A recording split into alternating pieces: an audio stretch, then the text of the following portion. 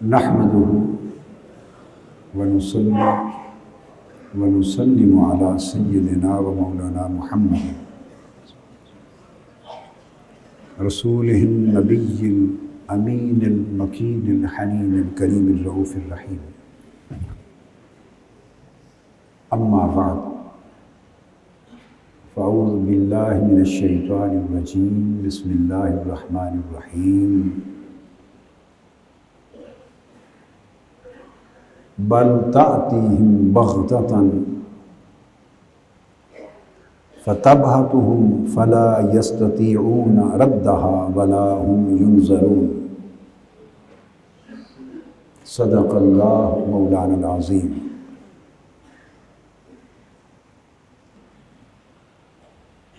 मुअज़्ज़ज़ मोतक़िफ़ीन व मोतक़िफ़ात,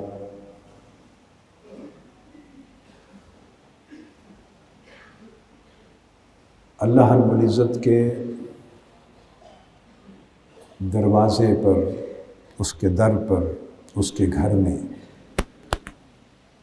मंगतों की, भिखारियों की, गदागरों की कसीर तादाद है। मर्द और औरत, ख़वातीन व हज़रात सब जो पिछले 5-6 दिन से बैठे हैं। मैंने 2 बातें आपसे अव्वल दिन से कही हैं, दोहराता रहता हूँ, इसलिए ताकि तसव्वुर में, यकसुई में और ध्यान में कमी या कमज़ोरी ना आ जाए। जो ध्यान है उसमें कमज़ोरी ना आ जाए, और जो बात याद रखने की हो उसे बार बार याद दिलाया जाना चाहिए।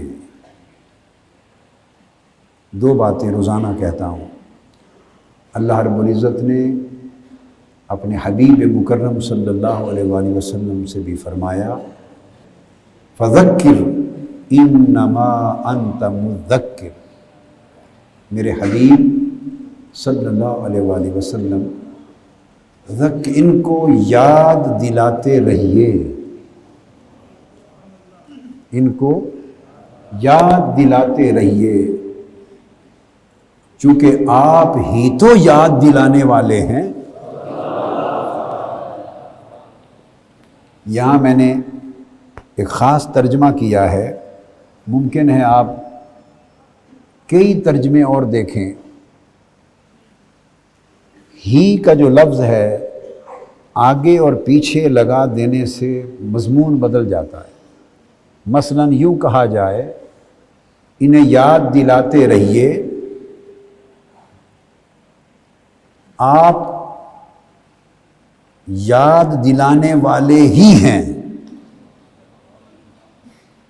आप याद दिलाने वाले ही हैं।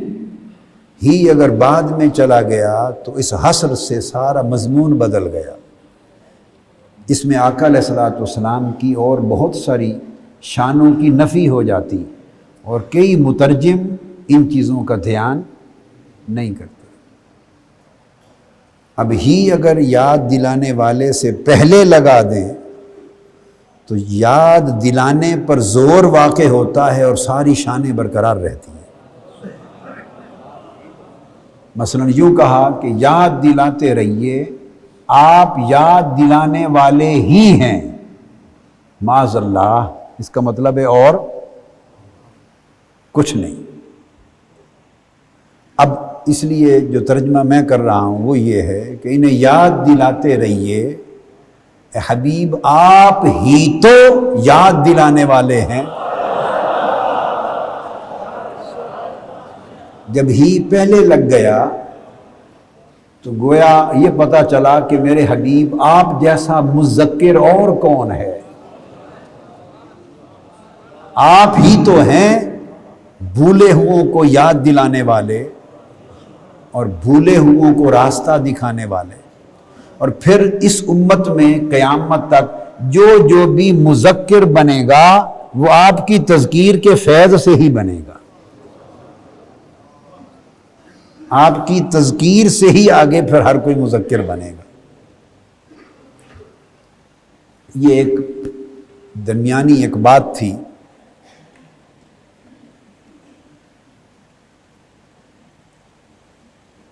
تو یاد دلاتے رہنا، یہ اس پر زور اس لیے دیا کہ انسان کے مادہ میں چونکہ نسیان ہے، بھول جاتا ہے، لہذا جو بات جتنی کثرت سے یاد دلائی جائے وہ تازہ رہتی۔ دو باتیں نہیں بھولنی، ایک یہ کہ آپ کو اللہ رب العزت نے اپنے در پر 10 دن رات کے لیے بیٹھنے کی اجازت دی ہے۔ اس توفیق کو اجازت کہتے ہیں۔ وہ چاہتا تو آپ 100 خواہشوں، ارادوں اور کوششوں کے باوجود یہاں نہ آ سکتے۔ اگر وہ اجازت نہ دیتا، توفیق نہ دیتا، تو ہم میں سے کوئی بھی نہ آ سکتا۔ اللہ کے امر سے، اس کی اجازت اور توفیق کے بغیر کوئی شخص لاکھ ارادے بنا لے، وہ کچھ نہیں کر سکتا۔ اور اگر کوئی کسی کو غیر جانے، اچھا نہ جانے، یہ میں یاد دلا رہا ہوں، تو وہ مالک کسی منگتے کو، سائل کو تھوڑی دیر کے لیے بھی اپنے دروازے پر کھڑا نہیں ہونے دیتا۔ مجھے کہتا ہے چل بابا چل جا،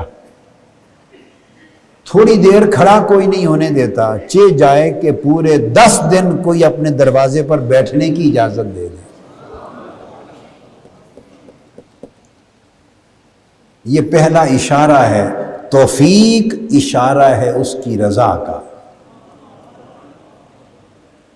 توفیق اللہ کی رضا کے بغیر نہیں ہوتی۔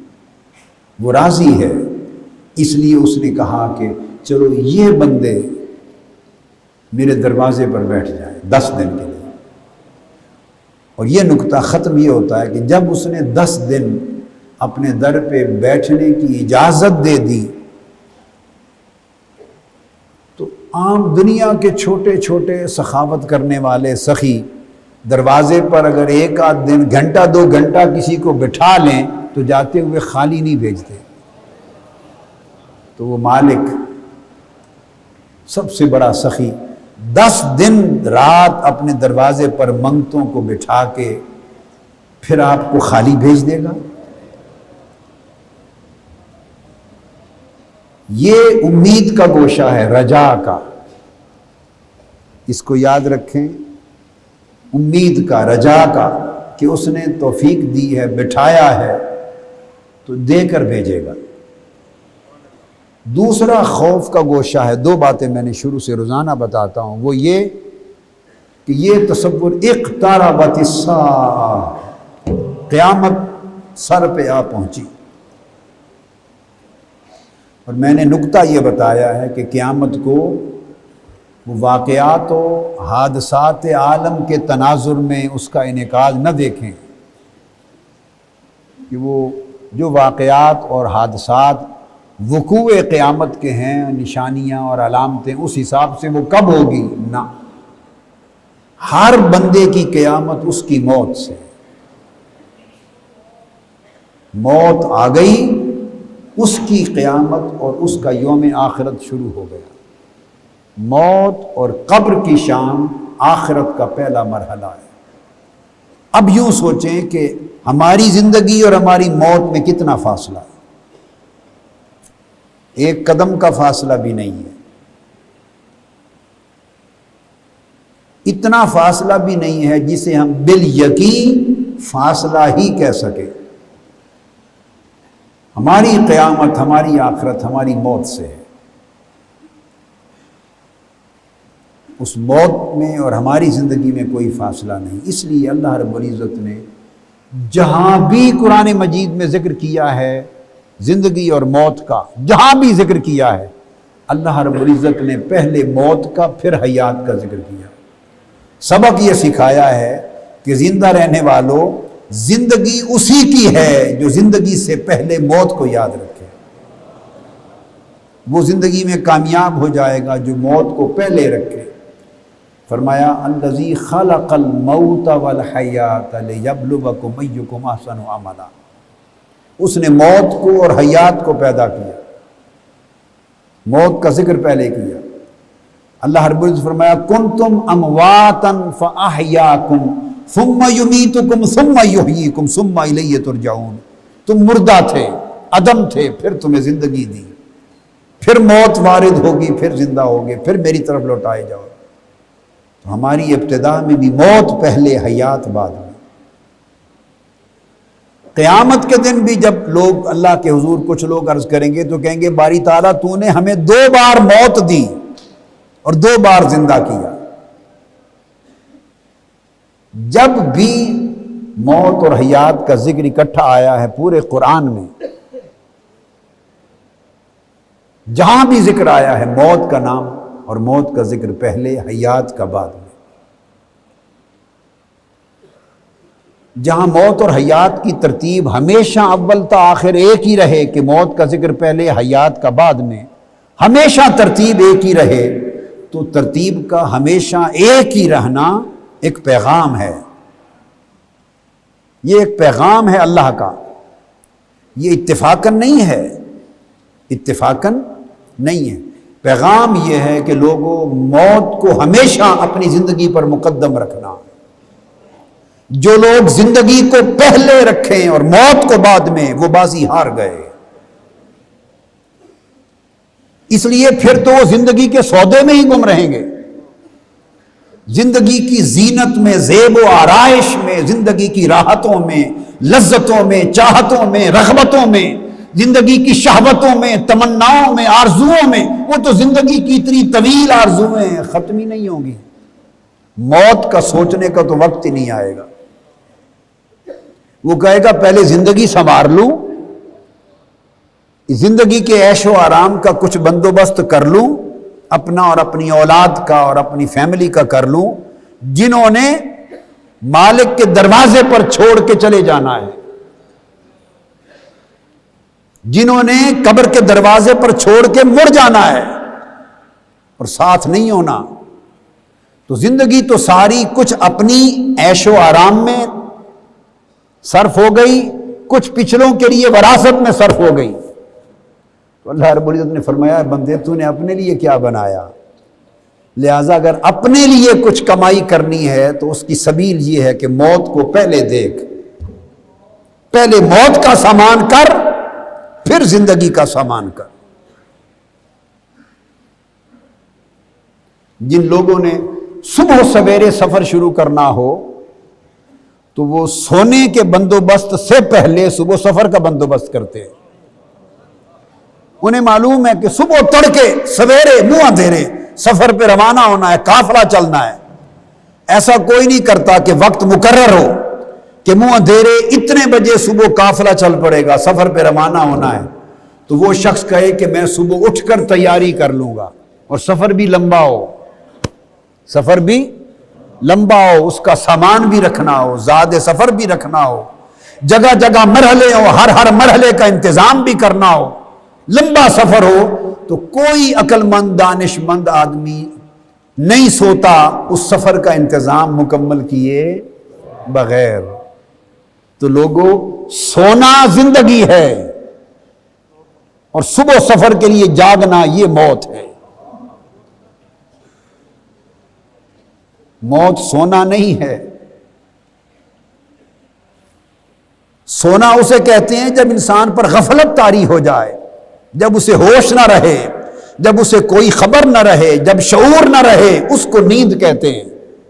موت تو شعور لے آئے گی، موت تو ساری بے خبریاں ختم کر دے گی، موت تو جو آج نظر نہیں آ رہا سب کچھ دکھا دے گی۔ موت سے غفلت فکشفنا عنک غطاءک، موت سے تو سارے پردے اٹھ جائیں گے۔ تو جو پردے اٹھا دے وہ نیند ہے یا بیداری ہے؟ موت تو اصل بیداری ہے۔ یہ جو ہماری زندگی ہے یہ نیند ہے، اس لیے کہ اس میں غفلت کے پردے ہیں، بے خبری کے پردے ہیں۔ اس لیے ہماری ترجیحات آگے پیچھے ہو گئی ہیں۔ اللہ رب العزت نے فرمایا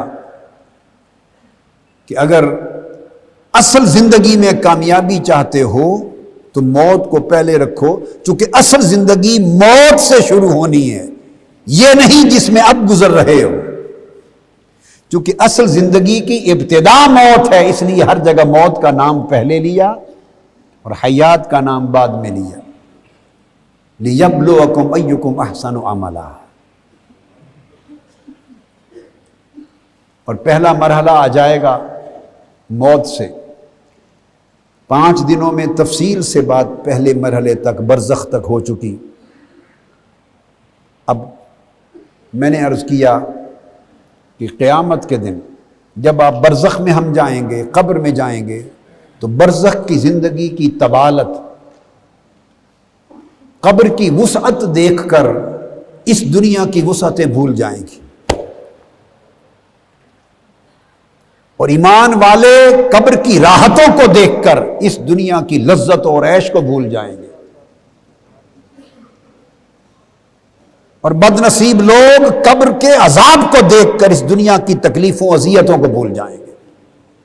وہ کہیں گے کاش اسی اذیت میں رہتے، وہ تو کچھ بھی نہ تھا۔ ہم نے اپنے آپ کو اس چھوٹے سے ساعتم من النہار، دن کے ایک چھوٹے سے لمحے کی اذیت سے بچنے کے لیے بڑی اذیت خرید لی۔ ہم نے ایک چھوٹے سے لمحے کی لذت اور راحت کے لیے اصل طویل اینڈلیس لذت اور راحت کھو دی۔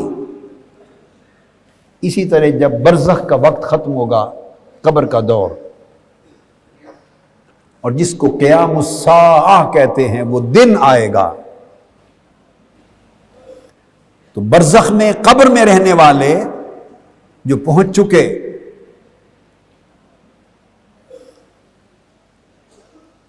وہ اس پوری مدت حیات کو ایک لمحہ دیکھیں گے، اور جب قیامت کا دن ہوگا تو قیامت میں کھڑے ہونے کے بعد دنیا تو دنیا رہی، پوری برزخ کی طویل حیات کو بھی ایک لمحہ دیکھیں گے۔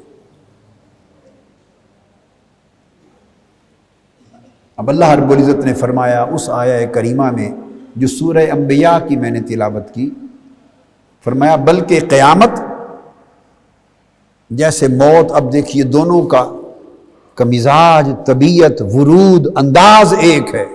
جیسے موت اچانک آ پہنچتی ہے اور ایک لمحہ نہیں دیتی بندے کو سنبھلنے کا، فرمایا قیامت بھی انہیں اچانک آ پہنچے گی اور انہیں بدحواس کر دے گی۔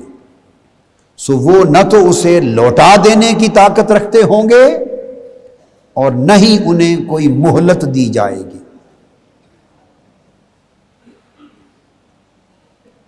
پھر اللہ رب العزت نے فرمایا هل ينظرون الا الساعة ان تأتيهم بغتة وهم لا يشعرون الاخلاء يومئذ بعضهم لبعض عدو الا المتقين، سورہ زخرف میں اللہ رب العزت نے فرمایا یہ لوگ کیا انتظار کر رہے ہیں، ہمیں جھنجھوڑا جا رہا ہے، یہ لوگ کس انتظار میں، کیا انتظار کر رہے ہیں؟ فرمایا بس یہی انتظار ہے کہ قیامت اچانک ان پر آ پہنچے، موت اچانک ان پر آ پہنچے، قیامت اچانک ان پر آ پہنچے اور انہیں خبر بھی نہ ہو۔ اور پھر ارشاد فرمایا انہیں نہ خبر ہو نہ شعور ہو، اور فرمایا کہ پھر سارے دوست اور احباب،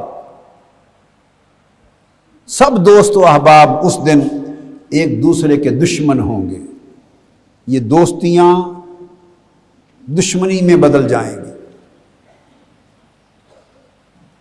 دوست کیا دوست ہوگا؟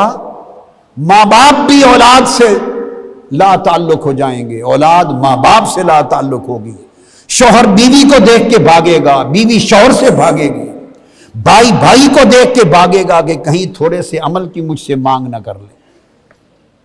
نفسا نفسی کا عالم ہوگا. وہ ایک وقت آئے گا میزان کا، ایک وقت آئے گا حساب کا، آگے آگے وہ مراحل آئیں گے. مرحلوں کی ترتیب یوں ہوگی کہ جب قیامت کا انعقاد ہوگا، بعث، لوگ اٹھ کھڑے ہوں گے قبر سے، تو اللہ تعالیٰ کی حضور پیشی ہوگی. سورج اتنا قریب ہوگا کہ بعض لوگوں کا پسینہ 70 گز تک پسینہ ہی پسینہ ہوگا اور وہ ڈوب جائیں گے، تڑپ رہے ہوں گے، جل رہے ہوں گے. اور جنہوں نے اللہ سے بے پرواہی کی تھی، جنہوں نے روز آخرت سے اپنی آنکھ چرائی تھی، غفلت میں دن گزارا تھا زندگی کا، ان کے ساتھ کیا ہوگا کہ ایک حدیث پاک میں آتا ہے کہ 300 سال تک کھڑے رہیں گے قبروں سے اٹھ کر، صرف انتظار کرتے ہوئے کہ اللہ تعالیٰ حساب شروع کرے. اللہ رب العزت نگاہ بھی نہیں فرمائیں گے، حساب بھی نہیں شروع ہوگا. یہ پھر اگلے مرحلہ شفاعت میں عرض کروں گا جس کے بعد آئے گا. تب کل انبیاء کے پاس امتیں جائیں گی، اور آدم علیہ السلام سے لے کے عیسیٰ علیہ السلام تک کل انبیاء آقا علیہ السلام کی خدمت میں آئیں گے یہ عرض کرنے شفاعت عظمیٰ. اس کا باب بیان بعد میں آئے گا، عرض کرنے کہ یا رسول اللہ صلی اللہ علیہ وسلم آپ کی خدمت میں کل انبیاء اور امتیں یہ درخواست کرنے آئے ہیں کہ اللہ رب العزت سے درخواست کریں کہ حساب جلدی شروع فرما لیں. حتیٰ کہ کچھ لوگ جن کے پلے کچھ نہیں، وہ قیامت کی ہولناکیوں سے پریشان ہو کر کہیں گے باری تعالیٰ اگر دوزخ میں بھی پھینکنا ہے تو اس ہولناکی سے بچا دے، دوزخ میں ہی پھینک دے، حساب ختم کر. ہر لمحے پر ایک اذیت ہوگی.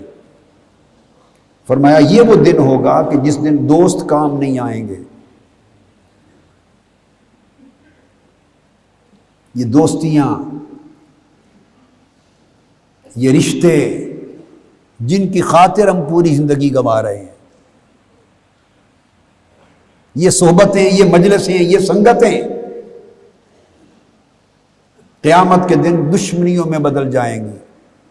تو لوگوں، جس دوستی نے ایک لمحہ بھر میں قیامت کے دن دشمنی میں بدل جانا ہے، اس دوستی کو آج ہی آگ میں پھینک دو، آگ لگا دو. کیا کرنا ہے اس دوستی کا؟ وہ دوستی نہیں ہے جو قبر میں کام نہ آئے، جو قیامت کے دن کام نہ آئے.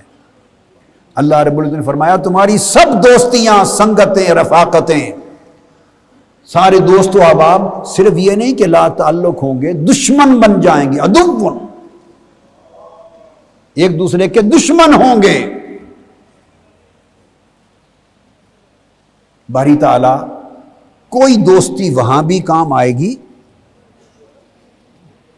تو اللہ رب العزت نے استثناء فرمایا، ہاں ایک دوستی اور سنگت و رفاقت ہے جو قیامت کے دن بھی کام آئے گی. فرمایا الا المتقین، وہ اللہ والوں کی دوستی، اہل اللہ کی دوستی، پرہیزگاروں کی دوستی، اللہ سے ڈرنے والوں کی دوستی، متقیوں کی دوستی، جن کے دل دنیا کی لذتوں سے، راحتوں سے، چاہتوں سے، شہوتوں سے، رغبتوں سے اچاٹ ہو گئے ہیں، ان کی دوستی. جو دنیا میں رہ کر آخرت کی سوچ رکھتے، وہ دوستی. اس لیے وہ دوستی کام آئے گی کہ جب ان دوستوں کی مجلس میں بیٹھیں گے تو وہ تمہاری یاد کو دنیا میں گم نہیں ہونے دیں گے، وہ دنیا میں بھی تمہیں آخرت کو یاد دلاتے رہیں گے. وہ دنیا میں بھی تمہیں قبر یاد دلاتے رہیں گے. وہ دنیا میں بھی رہتے ہوئے مولا کی حضور پیشی یاد دلاتے رہیں گے کہ لوگوں ایک پیشی کا وقت آنے والا ہے، حضوری کا وقت آنے والا ہے، جواب دہی کا وقت آنے والا ہے. وہ غافل نہیں ہونے دیں گے. تو آقا علیہ السلام نے فرمایا 3 خوبیاں جن میں پائی جائیں وہ اچھے دوست ہیں، اچھے ہمنشین ہیں، اچھے سنگت ہیں، وہ اچھی سنگت ہے، ان کی صحبت و سنگت میں رہا کرو. فرمایا پہلی یہ کہ جن کو دیکھو تو اللہ یاد آ جائے، جنہیں دیکھو اللہ یاد آ جائے. دوسرا یہ ہے کہ ان کا عمل دیکھو تو آخرت یاد آ جائے.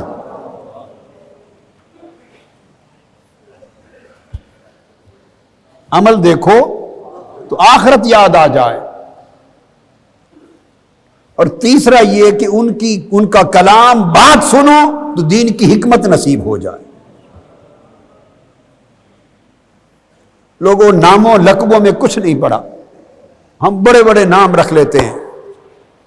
کوئی پیر کہلوا لے, کوئی مرید کہلوا لے. ان ٹائٹلوں نے کوئی کام نہیں آنا. کوئی خلیفہ کہلوا لے, کوئی خلیفہ اعظم کہلوا لے, کوئی قائد محترم کہلوا لے. جو لقب ٹائٹل جو چاہیں کسی کو دے لیں, شوق سے مجھے دے لیں, کسی اور کو دے لیں, کچھ کام نہیں آنا یہ ٹائٹل. یہ فیصلے اس دن ہونے کہ قبر سے اٹھے گا تو 3 طبقات ہوں گے. اللہ رب العزت نے فرمایا اور حدیث پاک میں ہے, قبر سے تو ہر کوئی اٹھے گا. اس دن پتا چلے گا کہ کون کس کا لقب صحیح تھا اور کس. ہم تو سارے ڈھونگ میں ہیں. ہم ایک مکر اور فریب کی زندگی گزار رہے ہیں.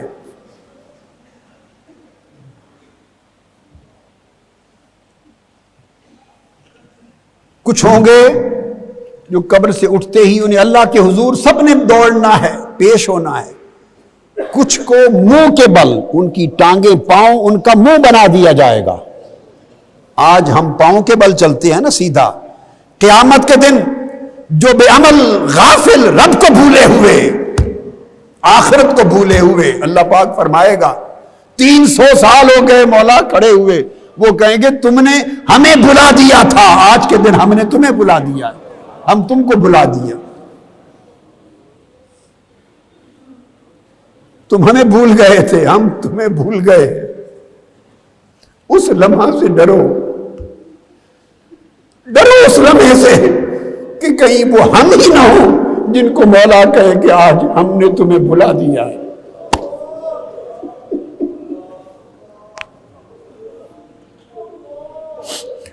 کہیں یہ ہمیں ہی نہ فرما دیا جائے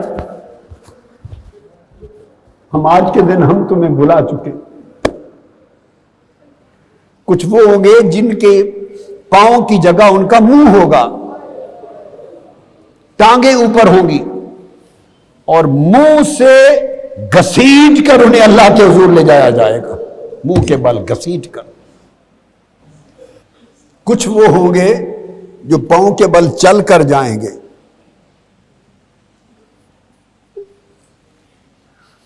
اور کچھ ایسے ہوں گے کہ وہ قبروں سے اٹھیں گے, ان کی قبروں کے ساتھ سواریاں کھڑی ہوں گی.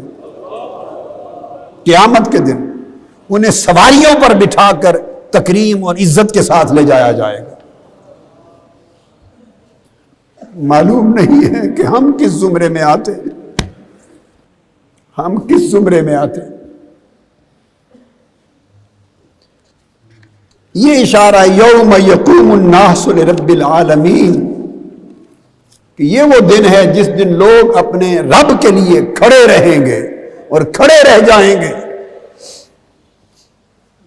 کسی نے پوچھا کتنی مدت؟ آقا علیہ السلام نے فرمایا 100 سال تک. کسی نے پوچھا کتنی مدت؟ فرمایا 300 سال تک.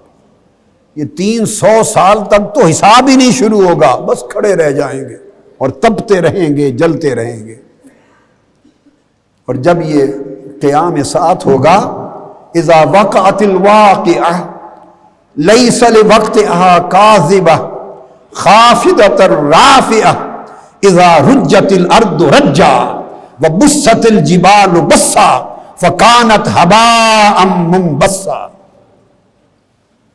جب واقع ہونے والی قیامت واقع ہوگی, میں بار بار کہتا ہوں اس قیامت کی طوالت کو نہ دیکھیں. جس کی موت آ گئی اس کے لیے قیامت سر پہ ہے.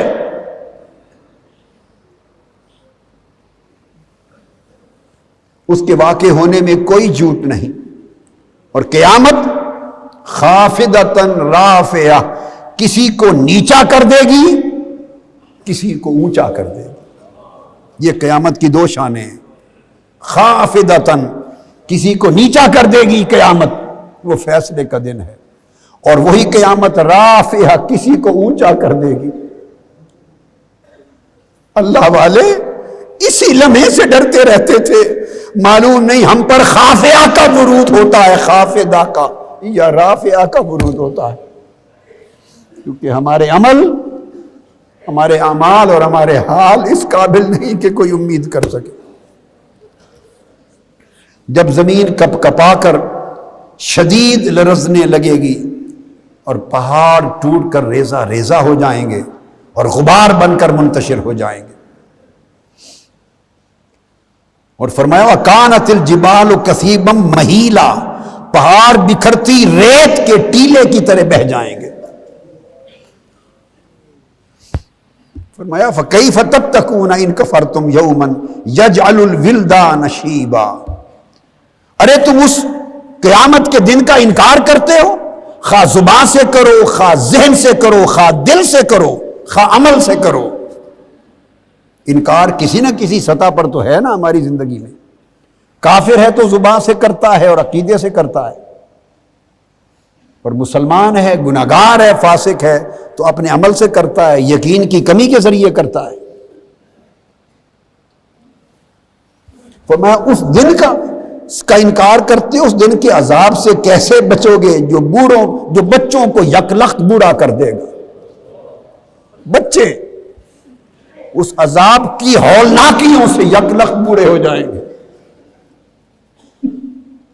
اور آسمان اس دن کی شدت سے پھٹ جائیں گے۔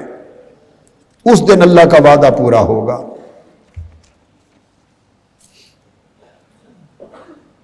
آسمانی کرے سب پھٹ جائیں گے،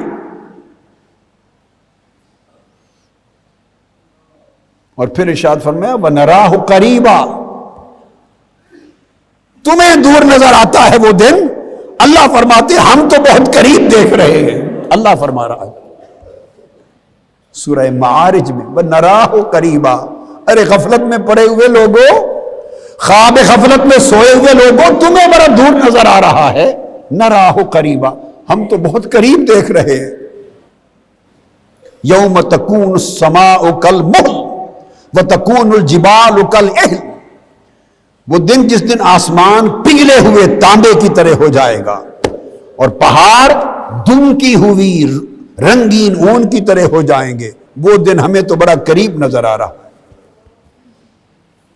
اذا الشمس کورت واذا النجوم انکدرت واذا الجبال سیرت، اور سورج لپیٹ کر بے نور کر دیا جائے گا، ستارے اس دن کی شدت سے اپنی کہکشاؤں سے گر پڑیں گے، پہاڑ غبار بن کر فضا میں اڑا دیے جائیں گے، جلا دیے جائیں گے۔ پھر سورہ قیامہ میں وہ ساری کیفیتیں بیان کر کے آنکھیں چدیا جائیں گی، چاند بھی بے نور ہو جائے گا۔ فرمایا یقول الانسان یومئذ این المفر، اس دن انسان پکار اٹھے گا، ہائے اب بھاگ جانے کا ٹھکانہ کہاں ہے، آج کدھر جائیں، کہاں بھاگ جائیں۔ اس دن بھاگنے کا کسی کو ٹھکانہ نہیں ملے گا۔ اور اللہ رب العزت نے فرمایا کہ والارض جمیعا قبضتہ یوم القیامہ والسماوات مطویات بیمینہ، ساری کی ساری زمین اس دن اس کی مٹھی میں ہوگی، اور ساری آسمانی کائنات کے کرے اس کے قبضہ قدرت میں لپٹے ہوئے ہوں گے، اور فرشتے پھر گروہ در گروہ اتریں گے۔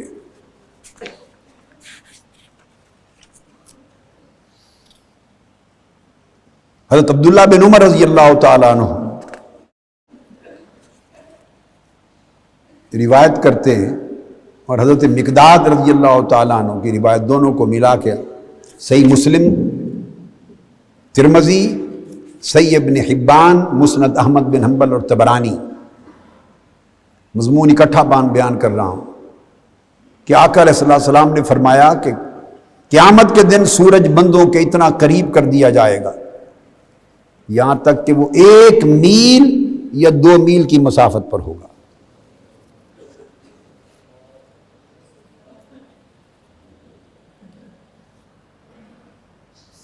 اور پھر سورج ان کو پگھلائے گا اور ہر شخص اپنے پسینے میں ڈوب جائے گا۔ اس وقت اللہ رب العزت پوچھیں گے انا الملک این ملوک الارض، آواز آئے گی میں بادشاہ ہوں، آج دنیا کے بادشاہ کہاں ہیں؟ اپنی سلطنتوں پر، عمارتوں پر، حکومتوں پر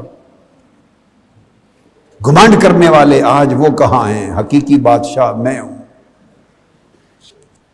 حضرت عبداللہ ابن عباس رضی اللہ تعالیٰ عنہ فرماتے ہیں سنن ترمذی میں، اور حاکم نے مستدرک میں روایت کیا، امام ابو یعلا نے مسند میں، کہ سیدنا ابو بکر صدیق رضی اللہ تعالیٰ عنہ نے ایک روز آقا علیہ السلام سے پوچھا یا رسول اللہ،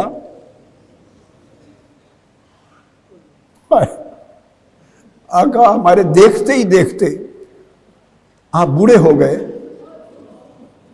سیدنا صدیق اکبر پوچھتے آپ کے بال مبارک سفید ہو گئے دیکھتے ہی دیکھتے، کیا وجہ ہے؟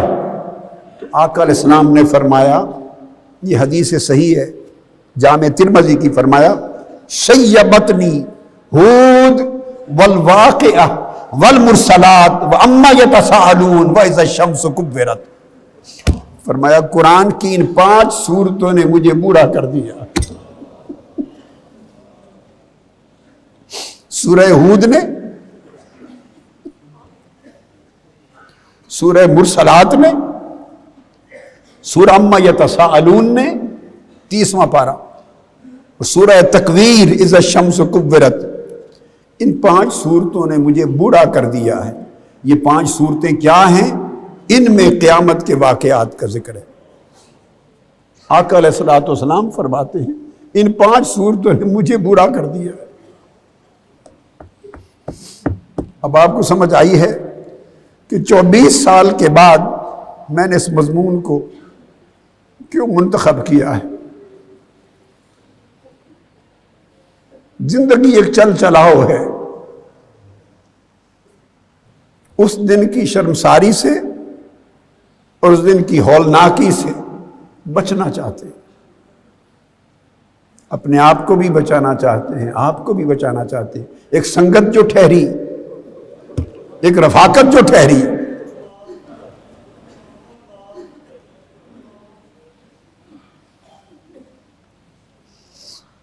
ابو سعید خدری رضی اللہ تعالیٰ عنہ بیان فرماتے ہیں کہ وہ قیامت کا دن، صحابہ نے پوچھا آقا اس کی طوالت کیا ہوگی؟ فرمایا 50,000 سال کا ایک دن ہوگا،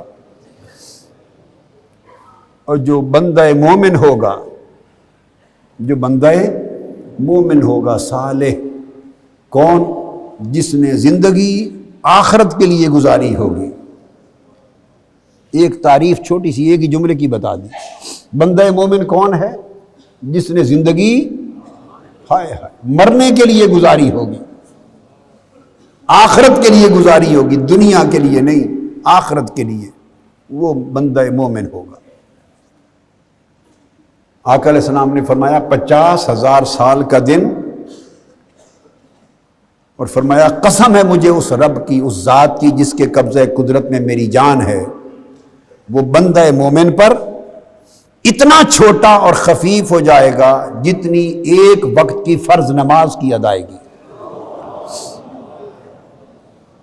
جو فجر کی نماز پڑھتے ہیں یا عصر کی نماز پڑھتے ہیں، ایک وقت کی جو نماز فرض ہے صلاۃ المکتوبہ، اس کے ادا کرنے پر جتنا وقت لگتا ہے، بندہ مومن پر 50,000 سال کا دن اتنی جلدی سے گزر جائے گا۔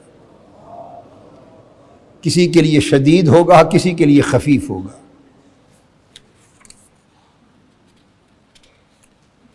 اور حضرت عبداللہ بن عمر رضی اللہ تعالیٰ عنہ کی وہ اور حضرت کعب کی بات یاد رکھ لیں، اس میں وہ بھی شامل ہے۔ حضرت عبداللہ بن عمر نے کہا حساب و کتاب سے بھی پہلے قبروں سے اٹھ کر 100 سال تک منہ اٹھا کے کھڑے رہیں گے۔ اور حضرت کعب الاحبار رضی اللہ تعالیٰ عنہ نے کہا 300 سال تک کھڑے رہیں گے۔ یہ تو ایک چھوٹی سی ابتدائی مدت ہے، تو 50,000 سال کا دن بھی بندہ مومن کے لیے اس طرح قلیل مدت میں گزر جائے۔ اور جب قبروں سے اٹھ کر اللہ کے حضور پیشی کے لیے پہنچیں گے تو ارشاد ہوگا، بندہ کہے گا لعلی اعمل صالحا فیما ترکت کلا انہا کلمۃ هو قائلها ومن ورائہم برزخ الی یوم یبعثون۔ اب وہ پچھتائے گا، مہلت مانگے گا کہ مجھے مہلت مل جائے، دنیا میں پھر جاؤں، کچھ نیک عمل کر لوں جو چھوڑ آیا ہوں۔ یہ وہ بات ہے جسے حسرت کے طور پہ ہر بندہ جس نے غفلت کی زندگی گزار دی کہہ رہا ہوگا۔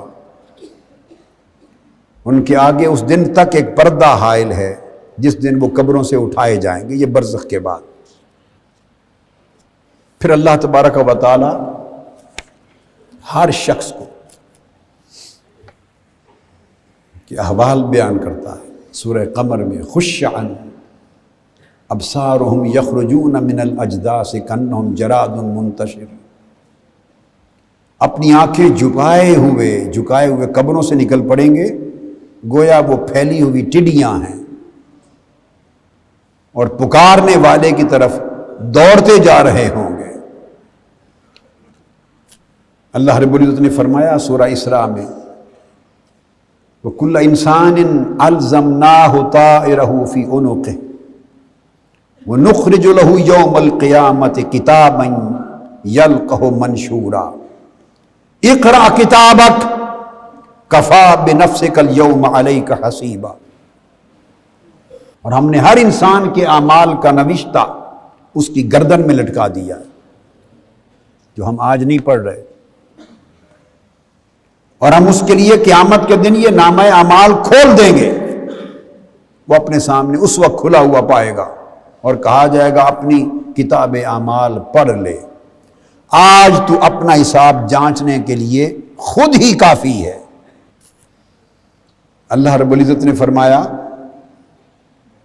بعض لوگوں کا حال یہ ہوگا کہ ہم انہیں قیامت کے دن اونچے منہ اٹھائیں گے، وَنَحْشُرُهُمْ يَوْمَ الْقِيَامَةِ عَلَىٰ وُجُوهِهِمْ عُمْيًا وَبُكْمًا وَصُمًّا، قیامت کے دن اونچے منہ اٹھائیں گے اس حال میں کہ وہ اندھے ہوں گے، گونگے ہوں گے، بہرے ہوں گے، ان کا ٹھکانہ دوزخ ہوگا۔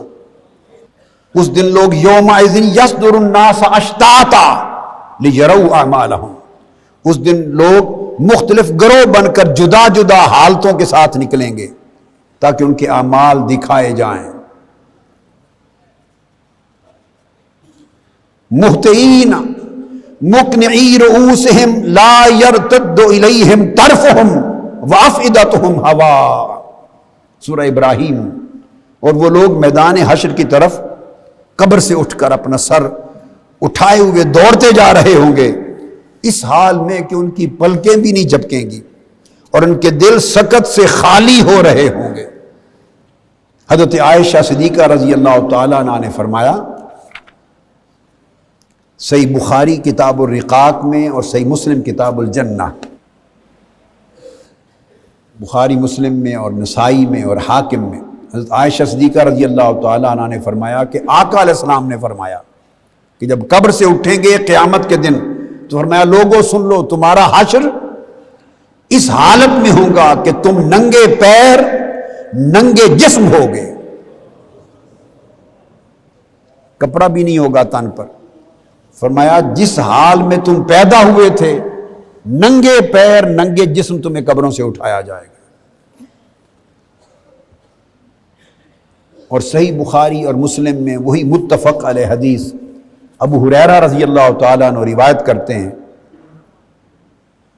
کہ حشر قیامت کے دن لوگوں کا حشر 3 طریقوں پر ہوگا، جو میں نے بات کر دی، 3 طریقوں پر، 3 گروہ ہوں گے، ایک رغبت رکھنے والے اور اللہ سے ڈرنے والے، دوسرا ان لوگوں کو ہوگا جو اونٹوں پر اور سواریوں پر سوار ہوں گے، اور تیسرا گروہ وہ جو اونھے منہ کے بل گھسیٹے جائیں گے اور دوزخ کی آگ انہیں اکٹھا کر کے اپنی لپیٹ میں لے لے گی۔ آقا علیہ السلام نے فرمایا اس بات کی وضاحت کرتے ہوئے کہ قیامت کے دن لوگ 3 حالتوں میں اٹھائے جائیں گے۔ ایک قسم ان لوگوں کی ہوگی جو لوگ پیدل چلیں گے، دوسری قسم ان لوگوں کی ہوگی جنہیں سواریاں دی جائیں گی، وہ قیامت کا دن بھی سواریوں پر جائیں، خافضۃ رافعہ، وہ قیامت کا دن جن لوگوں نے زندگی اللہ کے خوف سے گزاری ہوگی، اللہ کے لیے گزاری ہوگی، احوال اور اعمال کی اصلاح کر کے گزاری ہوگی، اور زندگی آخرت کے لیے گزاری ہوگی، اللہ کا بندہ بن کر گزاری ہوگی۔ دنیا کے رات، دنیا کے عیش، دنیا کے آرام، دنیا کی لذتیں، دنیا کی شہوتیں، دنیا کے لیے بے ایمانیاں، دھوکے، دجل، مکر، فریب، جھوٹ، حسد، بغض، اناد، یہ ساری دنیا داریاں جس کے لیے ہم جیتے اور مرتے پھرتے ہیں، اور غیبتیں اور چغلیاں جس دنیا میں ہم برباد ہو گئے، جنہوں نے زندگی اس لعنتی دنیا کے لیے برباد کر دی ہوگی اور آخرت کو بھولے رہے ہوں گے، وہ اس گروہ میں ہوں گے جنہیں منہ کے بل گھسیٹ کے دوزخ کی آگ کی طرف لے جایا جائے گا۔ جو لوگ بین بین زندگی گزاریں گے، ننگے پیر ننگے بدن، اپنے پاؤں کے بل حواس باختہ دوڑے جا رہے ہوں گے، اور وہ کریم اتنا کریم ہے جو اس دنیا میں اس کا بن کے رہا ہوگا، جو دنیا میں رہ کر دنیا کا نہ ہوگا، جس نے رات کے آرام تج کر دیے ہوں گے، جس نے راتوں کو مسلح کے پیٹھ پر سواری کرنا سیکھی ہوگی، جس نے اپنی جبین کو سجدوں کی لذت دی ہوگی، جس کی آنکھیں اس مولا کی یاد میں آخرت کے خوف میں برستی ہوں گی، جس کا دل عشق خود محمد مصطفیٰ میں تڑپتا ہوگا، جس کی زبان میٹھی ہوگی، اخلاق اچھا ہوگا، عبادت اچھی ہوگی، معاملہ اچھا ہوگا، جس کی زندگی کا ایک ایک لمحہ اللہ اور اللہ کے رسول کی تابعداری میں گزرا ہوگا، بدل کر گزرا ہوگا، اس کو اس بات کا مول ملے گا قیامت کے دن۔ چند لمحوں کی تکلیف، کیا تکلیف ہے؟ ارے زندگی کا مولا کے لیے بدل لینا تکلیف ہے۔ اس لیے تکلیف نظر آتی ہے کہ ہم نے اس مردار زندگی کو سب کچھ سمجھ لیا ہے، جس دنیا نے قبر میں نہیں جانا۔ دنیا، رشتے، تعلق سارے کے سارے قبر تک جائیں گے، چھوڑ کے واپس آ جائیں گے، اور مال اس نے قبر تک ہی نہیں جانا، مال نے گھر رہ جانا ہے، پچھلوں کی وراثت کے لیے، جھگڑوں کے لیے، فساد کے لیے۔ یتنافسون فیہا، قبر کے اندر تو تمہارا دوست نہ مال ہے، نہ تمہارا دوست خونی رشتہ ہے، جن کو آسودگی دینے کے لیے اپنی زندگی ہم برباد کرتے پھرتے ہیں۔ میں نے بتایا تھا قبر کے دوست اعمال ہیں، جنہوں نے ارد گرد سہارا بننا ہے،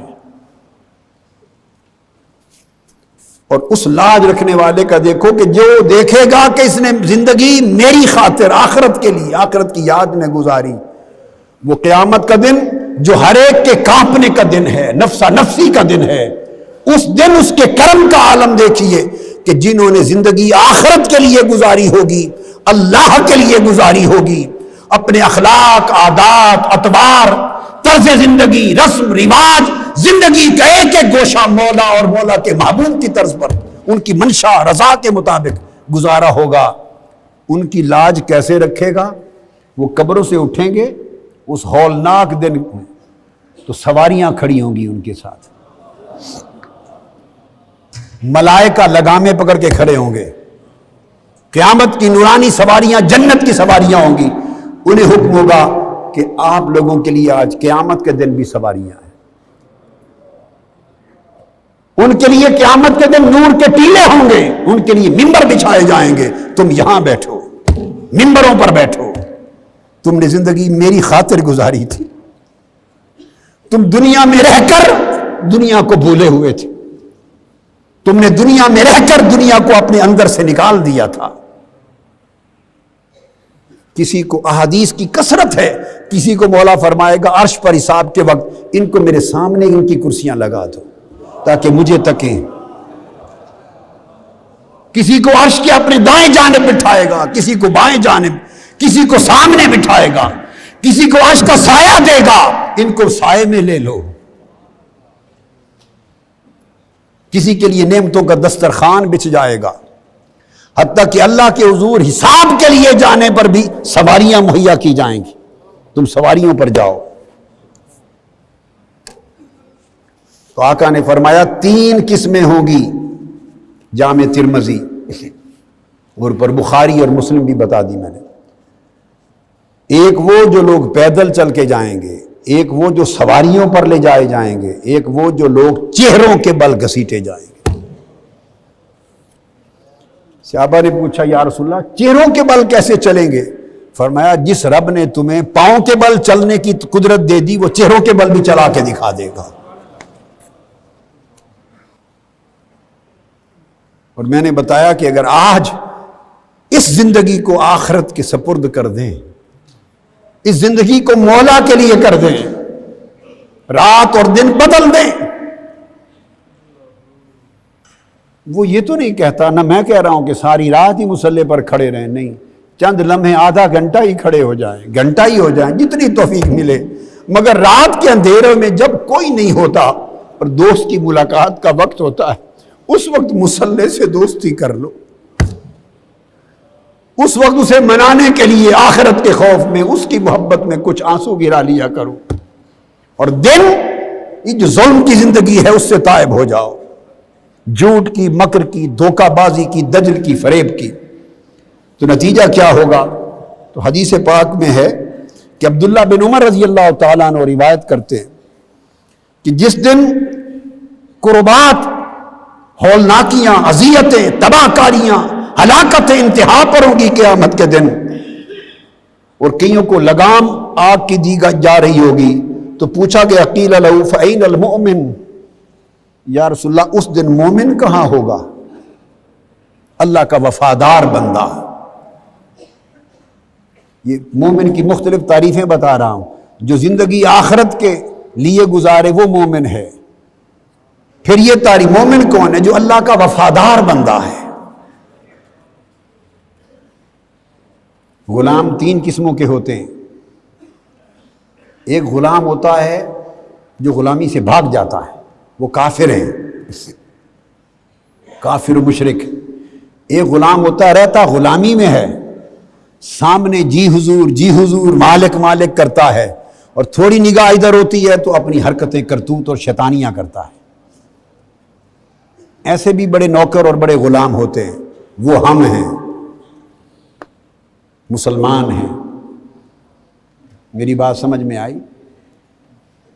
اعتکاف میں آ گئے اللہ کے دروازے پر تو رونے لگ گئے، 27ویں شب آ گئی رونے لگ گئے، حضور داتا صاحب حاضر ہو گئے رونے لگ گئے، میلاد النبی کا مہینہ آ گیا، حضور کا میلاد آ گیا تو عاشق رسول بن گئے،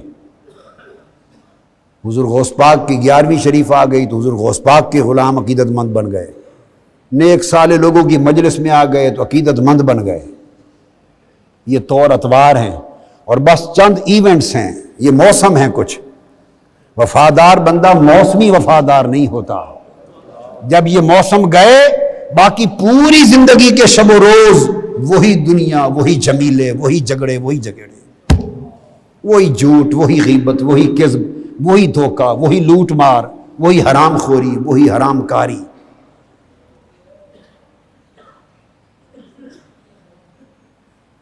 جو خالی چہرہ بھی حضور کے چہرے جیسے نہ کر سکے، اس کی بقایا وفاداری کیا ہے؟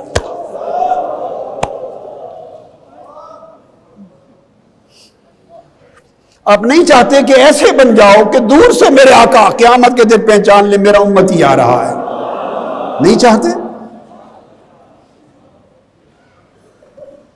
تو آقا علیہ السلام نے سے پوچھا گیا آقا تو مومن، تو تیسرا وہ غلام ہوتا ہے جو مالک سامنے ہو یا پشت پیچھے ہو، مالک کا وفادار رہتا ہے، مالک کا وفادار رہتا ہے۔ اللہ کی عزت کی قسم، اور میرا کوئی مقصود نہیں ہے، فقط ایک ہے، مالک کا وفادار بنانا چاہتا ہوں، بس وفادار بنانا چاہتا ہوں۔ اپنے حال کا تو مجھے پتہ نہیں ہے، میں تو نہیں بن سکا، معلوم نہیں گھسیٹا جاؤں گا، معلوم نہیں ٹھڈوں کے ذریعے دوزخ میں پھینکا جائے گا، معلوم نہیں کیا ہوگا، آپ میرا سہارا ہے، آپ سہارا ہیں کہ اگر گھسیٹے جانے کا وقت آ گیا، دوزخ میں پھینکے جانے کا وقت آ گیا، اتنے ہزاروں لاکھوں لوگ محبت کرتے، اگر آپ بدل گئے شاید کسی ایک کی اس لمحے نگاہ پڑ جائے اور عرض کر دے مولا چلو یہ خود تو نہیں بدلا تھا پر میں اس کے کہنے پر بدل گیا تھا، میری خاطر میرے صدقے اس کو معاف کر دے، شاید بخش دیا جاؤ۔ تو پوچھا گیا آقا مومن اس دن کہاں ہوں گے؟ قربان جائیں، آقا علیہ السلام نے فرمایا قال علی کرسی من ذہب،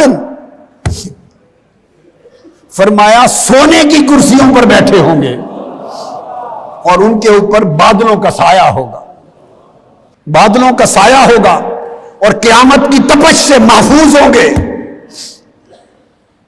کوئی مومن مرد اور مومن عورت جو وفادار ہے مولا کی، اسے قیامت کی تپش کی لو بھی نہیں لگے گی۔ یہ تو قبر سے اٹھنے کی بات تھی، اللہ کے حضور کی طرف دوڑیں گے، اللہ کے حضور کی طرف دوڑیں گے، اور پھر طویل انتظار کے بعد آقا علیہ السلام کی شفاعت پر اہل قیامت کا صرف حساب و کتاب شروع ہوگا۔ یہ اللہ کے حضور پیشی ہوگی، اس لیے اس کو یوم العرض الاکبر کہتے ہیں، بڑی پیشی کا دن، بڑی پیشی کا دن۔ میں یہ بات سمجھا دوں آپ کو کہ اس پیشی پر ابھی کوئی شفاعت کا مرحلہ نہیں ہے، اس مغالطے سے نکل آئیں۔ کچھ کام یہاں کی زندگی کے ساتھ متعلق ہیں، کچھ مراحل پہ شفاعت ہے۔ پہلی شفاعت عظمیٰ ہوگی، وہ جمیع امم کے لیے یکساں ہوگی، آقا علیہ السلام کی ساری امتیں مل کے سیدنا آدم علیہ السلام کے پاس جائیں گی۔ جب 300 سال گزر جائیں گے اور لوگ تڑپ رہے ہوں گے، پگھل رہے ہوں گے اور حساب شروع نہیں ہوگا، حدیث میں لفظ آتے ہیں اللہ پاک نگاہ بھی اٹھا کے نہیں دیکھے گا۔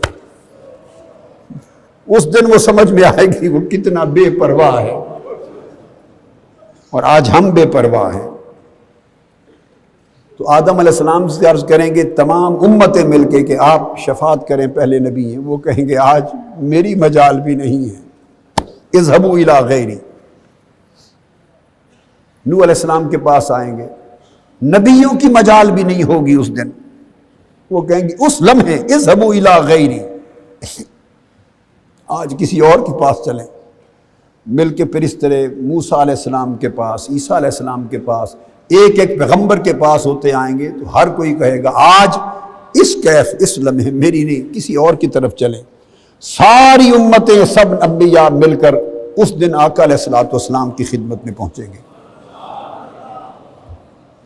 یہ ابھی وہ پہلا مرحلہ ہے قبروں سے اٹھنے کا اور حساب و کتاب شروع نہ ہونا، حساب شروع ہونے سے پہلے ترتیب بتا رہا ہوں۔ صرف یہ چاہیں گے کہ مولا تیری مرضی، جس کو جنت کا فیصلہ کرنا ہے جنت بھیج، جس کو دوزخ کا فیصلہ کرنا ہے دوزخ بھیج، جو حساب و کتاب تو نے فرمانا ہے وہ شروع کر۔ اس ہولناکیوں میں جس میں ہم ہیں یہ ناقابل برداشت ہے۔ تو آقا علیہ السلام کی خدمت میں سارے آئیں گے، مل کے عرض کریں گے کہ سارے انبیاء اور ان کی امتیں آپ اللہ رب العزت سے درخواست کریں کہ اللہ تعالیٰ حساب جلد شروع فرما دے، تو اجل حساب۔ تو آقا علیہ السلام اللہ کے حضور سجدہ ریز ہوں گے، باری تعالیٰ پوچھے گا محبوب کیا چاہتے ہو؟ تو پہلی شفاعت جس کو شفاعت عظمیٰ کہتے ہیں، شفاعت کبریٰ کہتے ہیں، بڑی شفاعت، وہ اس لیے کہتے ہیں کہ آدم علیہ السلام سے لے کر قیامت تک سب امتوں کے لیے ہوگی، اور وہ صرف آقا علیہ السلام کو نصیب ہے۔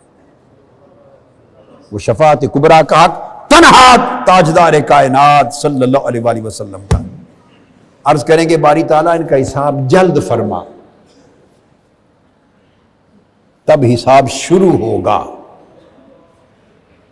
تو حساب شروع ہوگا، اور یہ حساب پھر اللہ رب العزت کے حضور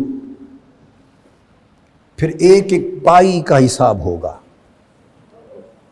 جسم کا ایک ایک عضو گواہ بن جائے گا، آپ کے جسم کے اعضاء بولیں گے۔ اللہ پاک نے فرمایا قرآن مجید میں کسی مجرم، کسی گناہگار، کسی فاسق سے اس کے گناہ پر عذر یا سبب پوچھنے کی ضرورت نہیں ہوگی۔ اس دن تعویلات، عذر نہیں سنے جائیں گے، فیصلہ سنایا جائے گا، چونکہ ہاتھ خود بولیں گے کہ مجھ سے گناہ کیا تھا، پاؤں بولیں گے، زبان بولے گی، کان بولیں گے، جسم کا ایک ایک انگ، ایک ایک عضو خود گواہی دے گا، گلے میں لٹکا ہوا نامہ اعمال بولے گا، کسی کے دائیں ہاتھ میں دے دیا جائے گا، کسی کے بائیں ہاتھ میں، کسی کے پیچھے لٹکا دیا جائے گا، پورا وجود گواہ بن جائے گا، ملائکہ دفتر کھول لیں گے، ایک ہانکنے والا فرشتہ ہوگا، ایک پورا رجسٹر لے کے چل رہا ہوگا، جس میں پوری زندگی کا ہر چھوٹا بڑا عمل، لمحہ لمحہ کی پوری داستان رقم ہوگی۔ اللہ پاک نے فرمایا کوئی مخفی چیز اس دن مخفی نہیں رہ جائے گی۔ اس حساب و کتاب کے وقت تنہا ہے کہ حساب کا وہ پیشی ہے، وہ پیشی ہے، اس پیشی سے فارغ ہوں گے، اور یہ پیشی شفاعت عظمیٰ کے ذریعے شروع ہوگی۔ فارغ ہوں گے، جس کسی ایک شخص سے ظلم کیا ہے اس کے ظلم کا بدلہ وہی دینا ہوگا، دیا جائے گا، اس کے گناہ آپ کے کھاتے میں، ہمارے کھاتے میں ڈالے جائیں گے، ظالم کے کھاتے میں، ظالم کی نیکیاں اس کو دے دی جائیں گی، پھر دوسرا بلایا جائے گا، مولا اس نے مجھے گالی دی تھی، اس گالیوں کی عوض کچھ نیکیاں اس کو دی جائیں گی، اس کی بدیاں ادھر دی جائیں گی، اس نے مجھ پر دست درازی کی تھی، اس نے حق تلفی کی تھی، غیبت کی تھی، چغلی کی تھی، ظلم کیا تھا، زیادتی کی تھی، حق مارا تھا۔ الغرض جو زیادتی جس شخص کے ساتھ کی گئی ہوگی، ایک ایک شخص کا اس دن بدلہ چکایا جائے گا، نیکیاں گن گن کے ایک ایک عمل کے حساب سے دی جاتی رہیں گی، اس کی بدیاں ادھر ایڈ ہوتی رہیں گی۔ اب معلوم نہیں اس پیشی کے بعد نیکیوں کے کھاتے میں کچھ بچتا بھی ہے یا نہیں، یہ ساری نیکیاں اگر زندگی میں کی بھی ہیں تو ساتھ ساتھ ظلم بھی چلتے ہیں، ساتھ ساتھ حق تلفی بھی چلتی ہے، حقوق العباد کے خلاف عمل بھی چلتا ہے، غیبت بھی چلتی ہے، چغلی بھی چلتی ہے، زبان نہیں رکتی،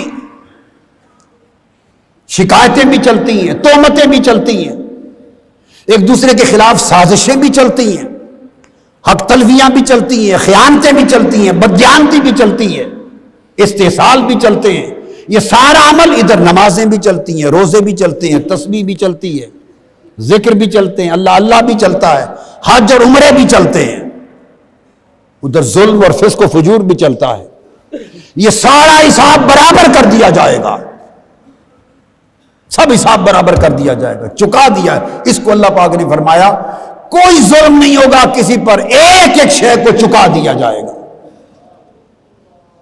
چکا دینے کے بعد جب اس پیشی سے واپس مڑیں گے حساب کی اور عرض اکبر اللہ کے حضور بڑی پیشی سے مڑیں گے، معلوم نہیں کسی کے پاس کیا بچتا ہے کیا نہیں بچتا۔ اس کے بعد حکم ہوگا کہ اب اپنے میزان کی طرف آؤ، ترازو اس کے بعد لگیں گے، ترازو قبر کے بعد نہیں لگنے۔ اس ترتیب کو ذہن میں بٹھا لیں، ترتیب کو، کہ قبر سے اٹھتے ہوئے میزان نہیں لگے گا، ترازو قبر سے اٹھ کر نہیں لگے گا، قبر سے اٹھ کر کہ عزت و تکریم سے وفد کے طور پر ملائکہ کے جرمٹ میں لے جائے جائیں گے، وہ جو مولا کے لوگ ہوں گے، عباد اللہ بل عباد مکرمون، قل یا عبادی لیس علیہم بسلطان، وہ جو اللہ والے لوگ ہیں، الا ان اولیاء اللہ لا خوف علیہم ولا هم یحزنون ان اولیاءہ الا المتقون، میرے دوستوں ولیوں پر کوئی خوف و غم نہیں ہوگا، مولا تیرے دوست اور ولی ہوں گے کون؟ تیرے دوست اور ولی کون ہیں؟ یہ دو دو سطروں کے لقب رکھنے والے؟ ہمارا حال یہ ہے کہ جو مرید ہے اس کا پیر وقت کا غوث ہے. کتب بھی ہر کوئی جگہ جگہ گلی گلی میں کتب بھی ہیں، غوث بھی ہیں، ابدال بھی ہیں، ولی بھی ہیں، اولیاء. ہم نے تو تماشا بنا دیا ہے. جبے کبے سے ان شکلوں سے ولی اور اللہ کے دوست نہیں بنتے، گدیوں سے بھی نہیں بنتے. اللہ کی عزت کی قسم، جس گدی پر چاہے کوئی بیٹھ جائے اس طرح ولی اور اللہ کا دوست نہیں بنتا. جہاں گدیاں نہیں ولی بناتی. آج کل کا حال تو الٹا یہ ہے، الا ماشاءاللہ گدیاں تو بگاڑ رہی ہیں، تکبر دیتی ہیں، رونت دیتی ہیں، حرص دنیا دیتی ہیں. جن کی گدیاں ہیں وہ گدی پر کبھی نہیں بیٹھے تھے. ہائے ہائے ہائے ہائے ہائے ہائے،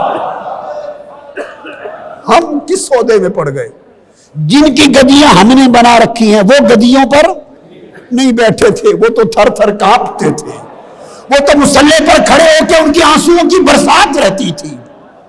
وہ تو بلبلاتے تھے، چیختے تھے، روتے تھے. ان کی کمائی آخرت کی کمائی تھی، انہی کی گدیاں بنی ہیں نا. ہم نے ان کی گدیوں سے اپنی دنیا کی کمائی شروع کر دی. میں نے بتایا تھا رسم اور شے ہے، حقیقت اور شے ہے. یہ کثرت کے ساتھ میں نے بتایا تھا لوٹ مار کا مال، حرام خوری، زیادتی، استحصال، سود خوری، ناجائز کمائی، اور ہر سال 3 بار عمرے بھی اور ہر سال کے حج بھی. یہ اس طرح کے حرام مال کے حج اور عمرے نہیں چھڑائیں گے، سب حساب برابر کر دیا جائے گا. ساری راتیں اگر عبادت میں گزاری مگر اللہ کے بندوں کا دل دکھاتے رہے، خونی رشتوں کا ساتھ ظلم کرتے رہے، تکبر کرتے رہے، ان کا حق کھاتے رہے، ان پر مال اللہ نے دیا، ان پر مال خرچ نہ کیا، ان کی پریشانی ختم نہ کی، ان کی مدد نہ کی، مظلوم کی مدد نہ کی، خونی رشتوں کی مدد نہ کی. انہیں کھانے کا نہ ملتا تھا، آپ محلات میں رہتے تھے. مال اللہ کے دیے ہوئے مال میں عدل کرنا ہوگا، طاقت میں عدل کرنا ہوگا، حیثیت میں عدل کرنا ہوگا. ہر ایک کا حق گن گن کر دنیا میں دو گے، اس دن بچ جاؤ گے. ہم حق کھاتے ہیں. بڑے لوگ ہیں سخاوتیں کرتے ہیں اور قریب کے خونی رشتہ دار بھوک مرتے ہیں. وہ صدقہ خیرات اس شخص کا قبول نہیں ہے جس کے قرابت دار قریبی خونی رشتے ان کو حق نہ دے رہا ہو اور دور دور تک جا کر خیرات کراتا ہو، وہ اس کے منہ پر دے ماری جائے گی. اللہ حضور نے فرمایا وَابْدَأْ بِمَنْ تَعُولُ، جو تمہارے عیال دار ہیں ان سے شروع کر. پوچھا آقا سب سے اعلیٰ صدقہ کیا ہے؟ فرمایا اپنی بیوی پر، اپنے بچوں پر، اولاد پر، خونی رشتوں پر. یہاں سے شروع کرو. اور جس طرح صدقہ سب سے اعلیٰ گھر پر ہے، اس طرح نیکی، دعوت، تبلیغ سب سے اعلیٰ گھر پر ہے. گھر برباد ہیں، باہر مبلغ بنے پھرتے ہیں. گھر شیطان کی نظر ہیں، ٹی وی، ڈرامے، فلمیں، ناچ گانے، میک اپ، بے حیائی، عریانی، لباس تباہ ہے، برباد ہیں. اندھے ہو گئے ہیں، گھر میں نہیں رہتے، نہیں دیکھتے کہ بیٹیاں کیسا قمیض پہن رہی ہیں، نہیں دیکھتے، نکلوا لو آنکھیں. نہیں دیکھتے بیوی کا لباس کیا ہے، نہیں دیکھتے شادیوں پر جا رہے ہیں میک اپ کی بھرمار کر کے جا رہے ہیں. یہ میک اپ تو شوہر کے لیے تھا، یہ باہر جاتے ہوئے کس کے لیے کر رہی ہے؟ میری بات کو سمجھ میں آ رہی؟ یہ شوہر سے پوچھا جائے گا کہ گونگا کیوں ہے، ان سے تو پوچھا ہی جائے گا قُوا أَنفُسَكُمْ وَأَهْلِيكُمْ نَارًا، اپنے آپ کو بھی دوزخ کی آگ سے بچاؤ، اہل و عیال کو بھی بچاؤ. اولاد کا بھی پوچھا جائے گا، بیوی بچوں کا بھی پوچھا جائے گا، اعزاء اقارب کا بھی پوچھا جائے گا.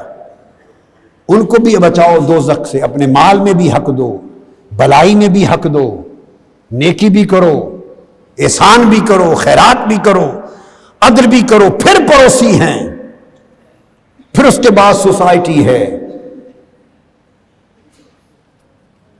یہ حق ادا نہ کیے، مسجدیں بنوا دی، نہیں قبول ہوگا.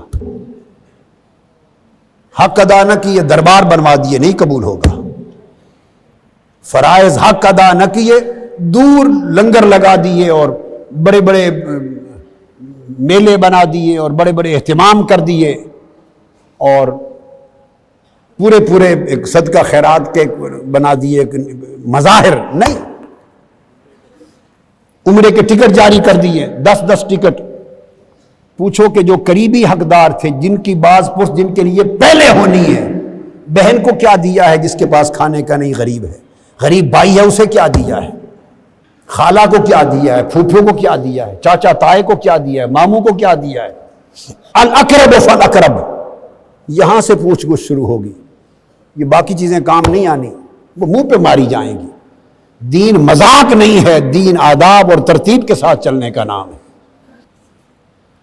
پھر وہ یہ سارا کچھ اس پہلی پیشی میں ہو جانا ہے، سارا حساب برابر کر کے کچھ بچے گا اگر نیکیوں میں جو حساب برابر کرنے میں جاتی رہیں گی۔ جو کلیمنٹ اٹھے گا دعویٰ دار میرے ساتھ زیادتی کی تھی، آپ کی نیکیوں سے دیا جائے گا۔ اس دن مار پیٹائی تو اس کے آپس میں ہاتھا پائی تو ہونی نہیں ہے، تو بھی اس کا سر پھوڑ لے، 2 تھپڑ مار لے، نہیں، یہ تھپڑوں کا تو وقت آگے آتا رہے گا، دوزخ میں یا جنت میں کدھر جاتا ہے۔ اس دن تو نیکیاں ہر بات پر ہماری جائیں گی، اس کی بدیاں آئیں گی۔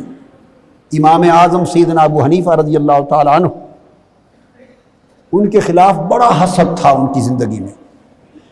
حضور کی امت میں اگر چند نام گنے جن کے خلاف ان کے اہل زمانہ نے سب سے زیادہ حسد کیا ہو تو سر فہرست چند ناموں میں امام اعظم ابو حنیفہ ہیں۔ اللہ نے ان کو جتنا بڑا آدمی بنایا، جتنی نعمت دی، اتنا حسد ہوا ان کے خلاف۔ وہ کیا کرتے؟ لوگ مجلسوں میں بیٹھتے تو ان کے خلاف چغلی کرتے، غیبت کرتے، الزام لگاتے، تہمت لگاتے، برا بھلا کہتے۔ کوئی ان کو یہودی کہتا، کوئی مجوسی کہتا، استغفر اللہ العظیم، یہاں تک زبانیں لوگوں کی ہوتی ہیں۔ جس سے سنتے کہ اس نے میرے خلاف بات خبر پہنچ گئی تو آپ کچھ پھل یا کوئی مٹھائی یا کوئی کھانا، کوئی چیز تحفے تحائف پیسے بنا کر اس کے گھر بھجواتے۔ وہ پوچھتا شرمسار ہو کر کہ میں نے تو ان کو گالی دی تھی، برا بھلا کہا تھا، تو یہ شکریہ بھجوایا ہے، ساتھ شکریہ کہا ہے۔ وہ پوچھتا کس بات کا؟ انہوں نے کہا کہ تو نے، میرے پاس عمل کم تھے، تو نے اپنے عمل اور نیکیاں مجھے دے دی۔ یہ جو غیبت چغلی کرتے ہو، تم نے اپنے عمل اپنی نیکیاں مجھے دے دی، مفت میں نیکیاں دی، اتنا احسان کیا مجھ پر، اس کا شکریہ ادا کرنا۔ آپ تصور نہیں کر سکتے کہ دن میں اتنی نیکیاں کماتے نہیں جتنی برباد کرتے۔ یہ سارا حساب کتاب اس پہلی ایک پیشی پر ہو جانا ہے۔ جب اس پیشی سے فارغ ہوں گے اور کچھ بچے گا، اور بدیوں، برائیوں اور گناہوں کی پنڈ، اس کے بوجھ جو اور لوگوں کے بھی جن سے زیادتیاں ہوئی تھی زندگی میں، سارے اٹھا کر گناہوں کے بوجھ اور بدیاں اور نیکیاں ساری دے گلا کر جب واپس ہٹیں گے تو اس وقت اس کے لیے میزان لگے گا اور صحف کھلیں گے۔ اب ترازو، اب لگے گا ترازو کہ تولو اس کی نیکیاں کتنی ہیں، جس کو کہتے ہیں صافی کمائی ہوتی ہے نا، صافی، خرچے، قرض، لین دین اتار ادا کرنے کے بعد جو خالص صافی نیٹ انکم ہوتی ہے، اس پر میزان ہوگا۔ باقی نیکیاں جو ہم لیے کرتے پھرتے ہیں، یہ تو ادھار ہیں ان لوگوں کے جن سے زیادتیاں کی ہیں، یہ قیامت کے دن ان کو چلی جائیں گی۔ میری بات سمجھ میں آ رہی ہے؟ نیٹ جو نیکیاں بچیں گی صافی، سب ادائیگیوں کے بعد اس کے حساب کا پھر تول ہوگا، ترازو ہوگا، میزان۔ تو پہلی شفاعت اس میزان سے شروع ہوگی۔ شفاعت کبریٰ تمام امتوں کے لیے پہلے ہو چکی، اب اس میزان سے، اب وہاں سے آگے کچھ کسی نے اگر کچھ کر رکھا ہے، میں نے عرض کیا یہاں تک عمل کی داستان تھی، آگے عمل بھی چلے گا اور اب نسبت اور محبت بھی کام آئے گی اور تعلق بھی کام آئے گا۔ اگر کسی نے، ایک شخص پریشان حال کھڑا ہوگا، نیکیوں کا اس کا پلڑا اوپر چلا گیا، بچا ہی کچھ نہیں، گناہوں کا پلڑا نیچے ہے۔ اب یہاں طرح طرح کے واقعات اور عجائبات ہوں گے۔ اچانک کوئی فرشتہ ایک کاغذ کی پرچی لا کے اس کی نیکیوں کے ترازو میں رکھ دے گا، اس کا پلڑا نیچے ہو جائے گا نیکیوں کا. کہیں گے چلو بھائی اس کو میزان سے تو پار کر کے لے چلو. یہ کیا بن گیا؟ آقا علیہ السلام نے بھیجا ہے کاغذ، کیا ہے کھول کے دیکھ لو. وہ کھولے گا تو لکھو گا اس نے اتنی بار مجھ پہ درود پڑھا تھا. اب یہاں جس سے وفاداری کی ہے وہ کام آئے گی. آقا علیہ السلام کا درود سب سے بڑھ کے کام آئے گا. تو میزان ہوگا، میزان کے بعد پھر صحف کھلیں گے، اس کے بعد پھر پل صراط آئے گی. یہ تو مرحلے ہیں. پھر صراط آئے گا، پل صراط. تو یہ جو مراحل ہیں، ان مراحل میں اور ان کے بعد اسی طرح پھر حوض کوثر آئے گا. حوض کوثر، پیاسے ہیں، پریشان حال ہیں. اب کسی نے بنائی ہوگی میرے آقا کے ساتھ تو حضور اس کو حوض کوثر سے پلائیں گے بھی سے. اور آقا علیہ السلام نے فرمایا کئی ایسے بھی ہوں گے جن کو میں دور سے دیکھ کے کہوں گا کہ میرے امتی ہیں، لاؤ لاؤ. جب قریب آئیں گے تو فرشتے پوچھیں گے آقا آپ نے نہیں دیکھا انہوں نے کیا کیا تھا؟ تو فرمایا لے جاؤ دور میرے، یہ میرے بے وفا اور دھوکے باز ہو گئے. وہاں بھی دھتکارے جائیں گے کئی لوگ. پھر مختلف قسموں کی شفاعات شروع ہوں گی. انبیاء شفاعت کریں گے، پھر ملائکہ شفاعت کریں گے، اولیاء کریں گے، صالحین کریں گے. تو یہ مراحل ہیں. بنی اسرائیل کے ایک پیغمبر کو وحی آئی کہ اس پہاڑ میں جا، ایک بوڑھا آدمی 70 سال سے میری عبادت میں بیٹھا ہے. یہ علامت ہے اس کی. اللہ کے برگزیدہ نبی وہاں پہنچ گئے. اس کو جا کے میرا ایک پیغام دے دے. وہ پیغام کیا دیا؟ پیغام یہ دے دے اسے کہے کہ تو نے 70 سال بیٹھ کر تنہا میری عبادت کی ہے، ہم تیری عبادت کو رد کرتے ہیں، قبول نہیں کرتے. نبی کو بھیجا یہ پیغام دینے کے لیے اس کے پاس. جب اسے پیغام ملا وہ خوشی کے مارے چیخ پڑا، بے ہوش ہو گیا، خوش ہو گیا. اللہ کے پیغمبر نے پوچھا تیری تو 70 سال کی عبادت چلی گئی، تو مر جاتا غم سے، تو الٹا خوش ہو رہا ہے، خوشی سے چیخ رہا ہے، وجہ کیا ہے؟ اس نے کہا قبول، میرا کام عبادت کرنا، نوکری کرنا، بندگی کرنا تھا. قبول کرے یا نہ کرے مجھے اس سے نہیں غرض، یہ مالک کا کام ہے. قبول ہوتی ہے یا نہیں ہوتی یہ میری سوچ، میرا دھندا نہیں، یہ مالک کا کام ہے. تو خوشی کس بات کی؟ عرض کرنے لگا خوشی اس بات کی کہ 70 سال جو محنت کی تھی وہ قبول ہو گئی کہ اس نے یاد تو کیا ہے نا. آج یاد کیا ہے تو پیغام بھیجا ہے نا، آپ کے ہاتھ پیغام بھیجا ہے نا میرا، جا کے پیغام دے دے. تو اس نے 70 سال کے بعد آج مجھے یاد کیا. اور مردودوں کے لسٹ میں لکھا یا مقبولوں کے لسٹ میں، مگر اس کے کسی شمار میں تو آ گیا ہوں. بس میری تو یہی خوشی. خدمت بھی کیا کریں اللہ کے بندوں کی، اور اللہ کی عبادت کیا کریں، اور حضور کی محبت اور اتباع کیا کریں. 3 کام کیا کریں. اللہ کی بندگی کیا کریں. بولیے 4 سبق دیتا ہوں. 4 اللہ کی زندگی اس طرح بنا لیں. زندگی کو بندگی بنا لیں. کس کی؟ اللہ کی. زندگی ساری عبادت بنا دیں. ہر عمل وہ کریں جس کا اس نے حکم دیا، اور ہر عمل میں نیت اس کی رضا کو رکھیں. پوری زندگی عبادت ہے. تو زندگی کو بندگی اور عبادت بنا لیں. دوسرا، زندگی کو حضور کی محبت اور اتباع بنا لیں. آقا علیہ السلام کی محبت، عشق و محبت اور اتباع، 2 باتیں. اس امت میں کچھ لوگوں نے صرف اتباع پہ زور دیا، محبت پر اتنا زور نہ دیا، وہ ایمان میں کمزوری رہ جاتی. کچھ لوگوں نے خالی محبت کے نعرے لگائے اور حضور کی اتباع اور عملی پیروی پر زور نہ دیا، ایمان ناقص رہ گئے. ایمان کا کمال، سچا وفادار وہ ہے جو محبت بھی کرے، تابعدار بھی ہو. محبت بھی کرے، مالک کے حکم پر عمل بھی کرے. دعویٰ محبت کا ہو اور عمل مرضی کا ہو وہ وفادار نہیں ہوتا۔ تو اللہ کی بندگی اور عبادت کریں، آقا علیہ السلام کی محبت اور بولیے اتباع کریں، اور اتباع ظاہر سے لے کر باطن تک اتباع کریں۔ تیسرا، حضور کے دین کی نوکری کریں۔ 4 چیزیں بتا رہا ہوں، اللہ کی بندگی، اللہ کی وفاداری، یوں کر لیں اللہ کی وفاداری، آقا علیہ السلام کی تابعداری، دین کی نوکری اور بندوں کی خدمت۔ حضور کے دین کی نوکری کریں اور حضور کی امت کی اور اللہ کے بندوں کی خدمت کریں، اور بندوں کی ترتیب سمجھا دی، گھر سے رشتوں سے شروع کریں اور چلتے جائیں، دہرائیں سبق کو۔ اللہ کی بندگی، آقا علیہ السلام کی محبت اور تابعداری، تابعداری محبت والی، تابعداری محبت والی، دین کی نوکری، نصرت، نوکری، قربانی دین کے لیے، اور اللہ کے بندوں کی خدمت۔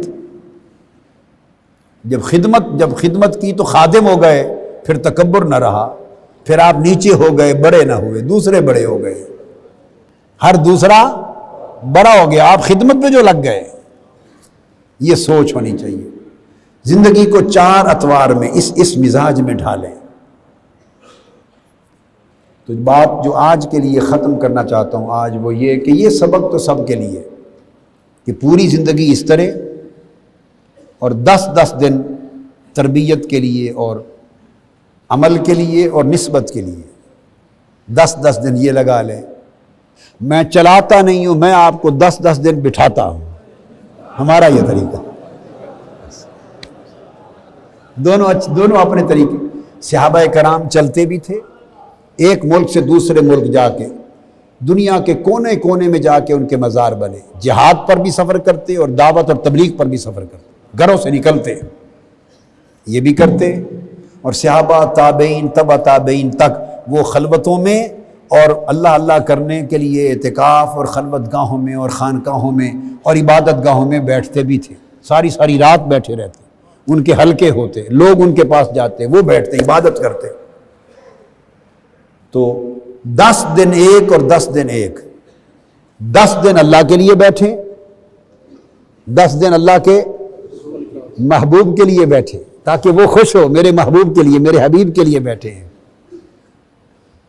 10 دن بیٹھنا، باقی زندگی 4 طریقوں کے مطابق، ساری زندگی بندگی، حضور کی محبت اور تابعداری، بندگی بھی اللہ کی محبت والی، یاد رکھ لیں، میں نے بتایا تھا آپ کو، ترتیب بتائی ہے، خوف اور رجا اور خشیت اور محبت اور قربت اور معرفت، ایک اسلوب بتایا ہے پورا۔ تو اللہ کی عبادت بھی محبت والی، اور حضور کی اتباع بھی محبت والی، اور دین کی نوکری بھی محبت والی، دین سے محبت ہو اور پھر نوکری کرے، دین کے لیے دل تڑپے، حضور کا دین، اللہ کا دین ہر شے سے عزیز تر ہو، 3 محبتوں پر ہر شے قربان کرنے کا حکم ہے، احب الیکم من اللہ ورسولہ وجہاد فی سبیلہ، اللہ کی محبت، رسول کی محبت اور دین کی نصرت اور اس کی دین کی محبت، یہ ہر محبت اور ہر مال و متاع سے عزیز تر اور محبوب تر ہو، یہ قرآن کا معیار ہے، 3 محبتیں۔ اور چوتھی چیز بتائی، مخلوق کی خدمت، دعوت دیں، یہ بھی خدمت ہے، بھولے ہوئے کو راہ دکھائیں، یہ بھی خدمت ہے، پیغام پہنچائیں کیسٹ کی شکل میں، کتاب کی شکل میں، قرآن کی شکل میں، حدیث کی شکل میں، جو جس کی صلاحیت ہے پیغام پہنچائیں، دعوت دیں، راہ پر لگائیں، مدد کریں، اپنی جگہ اس کو دیں، 1000 لاکھ طریقے ہیں خدمت کے، اس کا آرام، اپنا آرام اس کے لیے قربان کر دیں، ہر طریق سے خدمت کریں، دوسرے کا بھلا سوچیں۔ تو 4 اصول، باقی زندگی اس طرز پہ گزاریں، یہ ہر ایک کے لیے ہے، یہ بولیے، اتنا حق ہے کہ میں ایک بات کہہ دوں، چونکہ تیسرے میں نے خود رعایت دے دی، چونکہ پوری زندگی کو بدلنا ہے، لہذا میں نے کہا آپ کا وعدہ یہ کہ توبہ اور پختہ عزم اور ارادہ کر لینے کا وعدہ، اور بدلنے کی ابتدا کسی نہ کسی حد سے ابتدا ہو جائے. میں اس وعدے میں احتیاط لی ہے. اسی طرح ہے نا, 2 کا پکا وعدہ ہو گیا ہے, 10 دن, ٹھیک ہے, یہ سب کے لیے. اب یہ بتائیں, اب اس کی اجازت دیتے ہیں کہ جو یہ 3 باتیں کلیتاً نہ مانے. پہلی 2 تو میں ابری بات جو کہہ رہا ہوں وہ سب کے لیے نہیں, پہلی 2 تو آپ کے لیے تھی, پہلی 2. اور یہ جو تیسری بات کہی ہے کہ بدلیں, اور جو بدلنا نہ چاہے, میں بڑی کھلی بات کر رہا ہوں, مشکل بات نہیں کہہ رہا, اتنا بدل جائیں, کچھ تو بدلیں, کوئی اتنا بدل جائے, کوئی سارا بدل جائے. اپنے 4 حصے کر لیں زندگی کے, کوئی چوتھائی بدل جائے. میں جب اگلی بار آؤں اور آپ میرے سامنے بیٹھی ہوں تو کچھ تو بدلے ہوئے نظر آئیں, کچھ آدھا بدل جائے زندگی, کچھ 3 حصے بدل جائے, کوئی سارا بدل جائے. اس میں تو مشکل نہیں ہے. میرا ہو گیا تو آپ بھی اچھے سنگتی ہوئے تو اسی بیڑے میں ہوں گے. آپ کا ہو گیا تو مجھے بھی تھوڑی سی جگہ دے دینا, ساتھ بٹھا لینا. آپ کی کشتی پار لگ گئی, نجات مل گئی, تو میں نوکری کرتا ہوں, تھوڑی سی جگہ ایک اجر مسافر کے طور پہ مجھے بھی دے دینا. اگر میری کشتی پار لگ گئی تو آپ سارے ہی اس میں آ جائیں گے, اللہ نے چاہا تو, بشرطے کہ سنگت صحیح سنگت ہوئی, دھوکے والی نہیں. سیدنا امام جعفر صادق کی سنت پر یہ معاہدہ دونوں طرف ہونا چاہیے. تو اگر ایک آدمی کہے کہ میں چوتھائی بھی نہیں بدلتا, بدلنا شروع ہی نہیں کرتا, تو آپ اجازت دیتے ہیں کہ پھر میں کہوں کہ پھر کوئی رفاقت ہے؟ رفاقت تو میں نے 4 حصے کر دیے, 25% ہی بدل جائیں, چوتھائی بدلیں, کچھ آدھا بدل جائے, کوئی 3 حصے بدلے, کوئی سارا بدل جائے, ٹھیک ہے. اب کچھ بندے میں وہ چاہتا ہوں, یہ تو سب کے لیے بات ہو گئی, سب کے لیے. آپ ہزارہا بے تحاشا آ جائے ہیں اس اعتکاف میں, ان میں سے صرف 1000, کیا بولیے, ابھی ابتدا کر رہا ہوں نرمی سے, صرف 1000 ایسے چاہتا ہوں جو کہیں کہ ہم سارے کے سارے 100% بدل جائیں گے. 1000.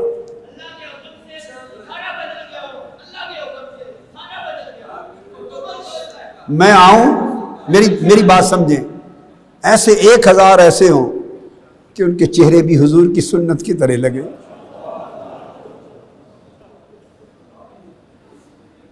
ان کے ماتھوں پر سجدوں کا نور نظر آئے, ان کی آنکھیں رونے والی آنکھیں ہوں, ان کی زبان سے کسی کو گزند نہ پہنچے, کسی کی چغلی نہ کریں, کسی کی شکایت نہ کریں,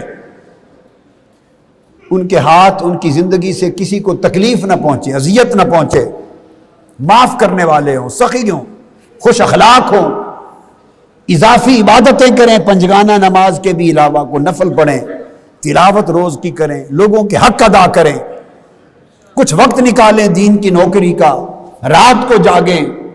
اور میں اگلی بار میلاد النبی کے موقع پر اگر زندگی رہی آؤں تو کم سے کم 1000 تو ایسے نظر آئیں کہ سر سے پاؤں تک سما بدلا ہوا ہو زندگی کا.